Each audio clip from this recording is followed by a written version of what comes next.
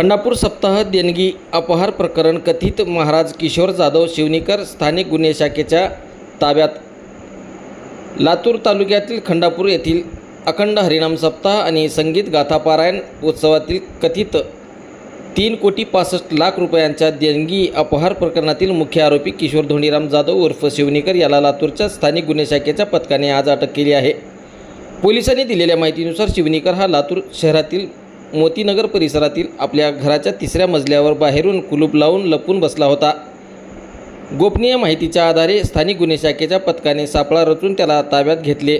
यापूर्वी या प्रकरणी MIDC पोलीस ठाण्यात किशोर जाधव शिवनीकर, त्यांच्या सहकारी सोनवणे आणि इतर काही जणांविरुद्ध भारतीय न्याय संहितेच्या विविध कलमाखाली गुन्हा नोंदवण्यात आला होता। खंडापूर येथील धार्मिक उत्सवासाठी जमा झालेल्या देणगीपैकी सुमारे 3,65,00,000 रुपयांच्या कथित अपहाराचा आरोप या गुन्ह्यात करण्यात आला असून प्रकरणाचा पुढील तपास MIDC पोलीस करत आहेत।